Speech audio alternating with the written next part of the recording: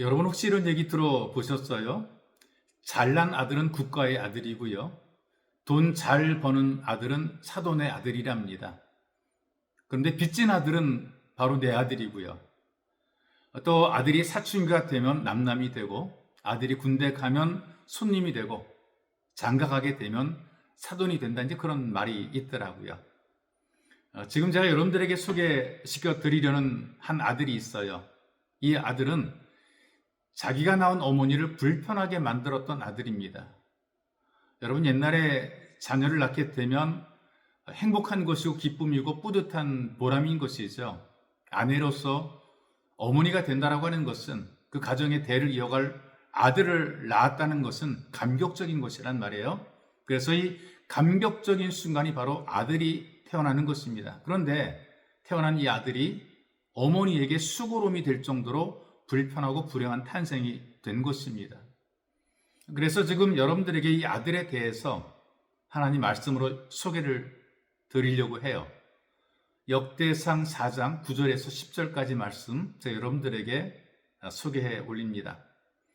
야베스는 그의 형제보다 귀중한 자라. 그의 어머니가 이름하여 이르되 야베스라 하였으니 이는 내가 수고로이 낳았다 함이었더라. 야베스가 이스라엘 하나님께 아뢰어 이르되 주께서 내게 복을 주시려거든 나의 지역을 넓히시고 주의 손으로 나를 도우사 나로 환난을 벗어나 내게 근심이 없게 하옵소서 하였더니 하나님이 그가 구하는 것을 허락하셨더라. 야베스는 그 이름대로 설명하게 되면 괴로운 인생길을 살아가야 되는 것이고, 고난이며 고통이란 이름을 가졌기 때문에 그 인생이 비참해지고 초라하게 살아가야 될 운명입니다. 그런데 짧은 말씀 속에서 야베스가 형제보다 존귀한 자였다라고 소개를 하고 있어요. 형제가 몇인지, 그 가문이 무슨 일을 했던 집안인지는 구체적으로 밝히지는 않았어요. 그런데 그 모든 형제들 가운데에서 존귀한 자가 되었다. 이 말의 의미는 존경받을 만큼 영향력이 있고 세력이 있으며 사람들에게 역할을 할 수 있는 그런 능력이 있는 능력자로 살았다라는 그런 이야기입니다.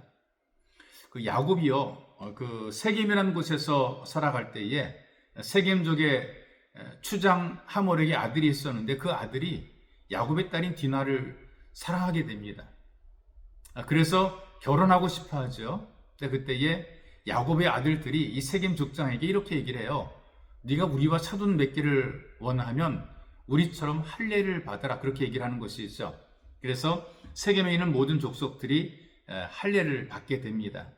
그 이유가 뭐냐 하면 그만큼 그 아들이 영향력이 있었다는 것이고 추장의 아들이기 때문에 존귀해서 그렇습니다. 요즘에야 뭐 외과 수술이 참 발달이 돼 있지만 마취하고 통증도 주로 수술을 합니다. 그런데 그 당시에는 돌칼로 생사를 잘라내는 것이기 때문에 고통스럽지요. 그리고 잠깐만 고통이 아니라 2, 3일 동안 알아야 되는 것입니다. 그럼에도 불구하고 추장의 아들의 결혼을 위해서 그 지역의 모든 남자들이 전부 다 할례를 받게 된 거예요. 왜냐하면 추장의 아들은 그 집안에서 가장 존귀한 자고 그 지역에서 부족 중에 가장 존귀한 사람이기 때문에 이렇게 그 고통을 감수했던 것이죠. 여기 야베스가 형제보다 존귀한 자라는 말은 형제보다 탁월하다, 대단하다, 능력 있다, 그렇게 그 설명을 하는 것입니다.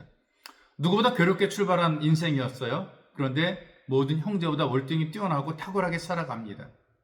야베스의 인생에 남다리 사는 방법이 있었을 것이라고 생각이 되는데 그건 다른 것이 아니고요. 단순하고 간단한데 하나님만 의지하고 살아가는 것입니다. 오직 하나님만 의지하고 살아갑니다.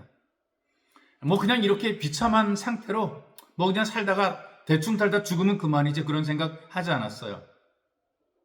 고통스러운 환경, 현실, 어려운 환경들을 감당해냅니다. 여러분들도 하나님을 의지하고 살게 되면 얼마든지 존귀한 자로 살게 돼 있어요. 이것이 바로 사람들에게 좋은 영향을 주는 복의 통로가 되는 삶이고, 이런 삶을 살아가는 것이 바로 하나님을 경외하는 예배자의 삶이 되는 것입니다. 이렇게 그 글을 쓴 내용을 읽어봤어요. 내가 일하는 것은 물건을 얻기 위해서가 아니고 기쁨을 얻기 위해서다. 내가 일하는 것은 생활 수준을 높이려고 하는 것이 아니라 내 인생의 질을 높이려는 것이다. 내가 일하는 것은 물질적인 보상을 위해서가 아니라 하나님의 축복을 얻기 위해서이다. 내가 일하는 것은 이윤을 위해서가 아니라 나에게 주신 기회를 성실히 채우는 것이며 받는 즐거움이 아니라 섬기는 기쁨을 위해서이다. 그러기에 일은 그 결과와 목적에 있는 것이 아니라 일하는 과정 그 자체에 있다. 이렇게 글을 썼습니다. 그 글의 내용은 이렇게 우리가 이해할 수가 있겠죠. 땀 흘리고 노력하며 수고하고 열심히 일하게 되는데요. 그런데 생각처럼 순조롭지 않죠. 내가 원하는 대로 다 잘 되는 것도 아닙니다. 그리고 내가 계획한 대로 성공적으로 모든 열매들이 거둬지는 것도 아니고요. 수고는 많이 해도 거두는 것은 적을 수가 있고요. 때로는 손해를 막대하게 보는 경우들이 있더란 말이죠. 그런데 우리가 일하는 태도와 마음가짐이 중요한 것입니다. 우리가 일하면서 즐거운 마음으로 기쁘게 사명으로 생각하고 하나님께서 하라고 하신 것으로 받아들이며 열심히 수고하다 보게 되면 그 일이 기쁨이 되는 것입니다. 그런데 욕심으로 일하게 되면 내가 더 많이 벌어야지, 더 많이 가져야지, 더 많이 소유해야지, 더 높아져야지, 이런 욕심을 품고 일하게 되면 그 일이 짐이 되는 거예요.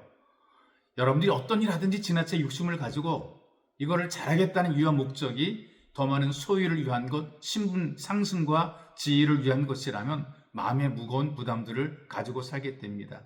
여러분들은 사명으로 일하고 하나님께 준 삶이기에 기쁨으로 일함으로 말미암아 여러분들의 삶을 통해, 생활을 통해, 여러분들의 모습을 통해 모든 사람들에게 존귀한 사람으로 인정을 받는 귀한 자가 되시기를 예수님의 이름으로 축복합니다.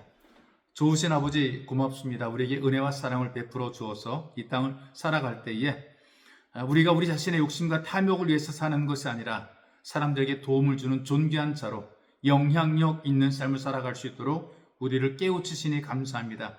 하나님 말씀을 통해 각성받게 도와주시고 각성된 우리가 영적 각성이 일어나서 하나님 진수로 복의 통로로 많은 사람들을 복되게 만드는 일을 하는 은혜로운 삶을 살아가도록 도와주옵소서. 보배로우신 예수님의 이름으로 기도하옵나이다. 아멘.